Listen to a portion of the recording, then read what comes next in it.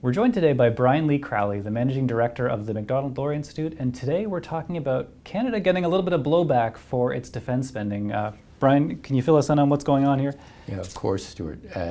So several years ago, the members of NATO, the North Atlantic Treaty Organization, which is, the collective defense treaty organization that brings together all the liberal democracies on both sides of the Atlantic, they made a decision that in order to be a fully committed member of the alliance, you needed to spend 2% of your GDP, 2% of the size of your economy every year on defense.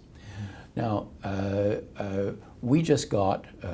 Canada, just got a letter from 23 members of the American Senate, members of the Senate from both sides of the aisle, Republicans and Democrats, criticizing Canada for being a laggard on defense spending, because we're spending well shy of 2%. And we're also not spending enough on equipment within that 2% target. And if you, in fact, look at NATO spending, if you look at all the countries in NATO, and there's about 25, I don't have the number, it might be 26 members of NATO, and you plot them all on a graph, how are they doing on defense spending? We're the worst performer now. Yeah. And there are several NATO members who are well in excess of 2%. Now it's interesting, let's stop for a minute and think about why might some members be doing more than the minimum? And the answer is the people who are doing more than the minimum are people like Poland, Latvia, Germany, and others near Russia. Mm-hmm. Now, why might that be the case? Well, because Russia has invaded Ukraine, which is right on the borders of NATO. We know that Russia has, for the first time since the Second World War, the first time any country has tried to change the borders of Europe by force. Mm-hmm. And in response to that, Canada, for example, sent troops to Latvia, a former republic of the Soviet Union, which is terrified that they're going to be next. Yeah. So this issue of people making their proper contribution to NATO has risen right up the list of preoccupations in the alliance. And the reason that we've got a letter from American senators is because the anchor of NATO is America's willingness to spend on defense. They spend something like 4% of their GDP on defense. Yeah. And everybody assumes that the great thing about NATO is if any NATO member gets attacked, everybody in the alliance comes to their defense, including the United States. And nobody wants to take on the United States. So the Americans are saying, look, we are the anchor of NATO. You get a free ride on the American taxpayers spending on defense. And we think, we don't expect you to spend as much as America does, but we certainly expect you to honor your own commitment to spend 2% of your GDP on defense.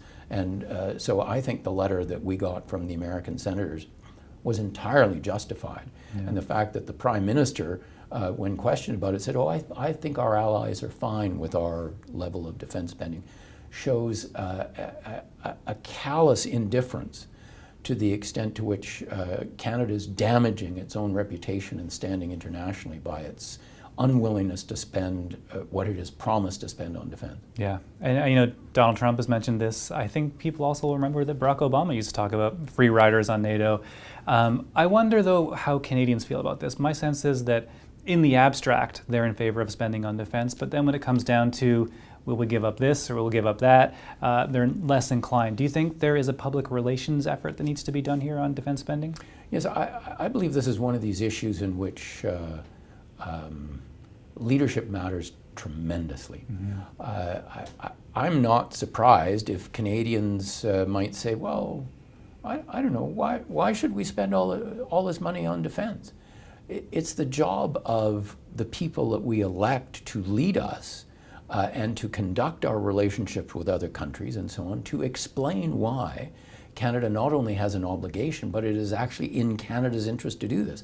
Not only from the defense point of view, I mean, you know, this Russian aggression that we were talking about, you know, who do Canadians think is on the other side of the Arctic Circle?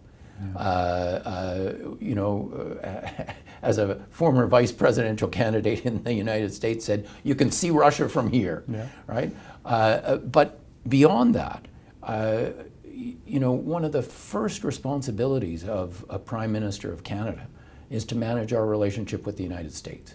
And we know that the successor to NAFTA, which is called CUSMA, you know, the free trade agreement with the United States, comes up for renewal in a year or so. I think if we're getting bipartisan letters from 23 American senators saying, Canada, you're attracting unfavorable attention in Washington. And one of the ways to win America's affection and approval is to do what you've promised to do on defense spending, then that puts us in a much stronger position to deal with, for example, a protectionist America that's looking at whether they want to renew CUSMA. So this is, our leaders have an obligation to put this in a larger context and explain why, if Canada wants to be a responsible international citizen and manage intelligently our relationship with the United States, that failing to meet our obligations is a really bad strategy. Yeah, okay, well thank you, Brian. I'm sure with the presidential election coming up, we'll be hearing about this in the future. We will indeed. Thank you so much for watching. We'll talk to you again.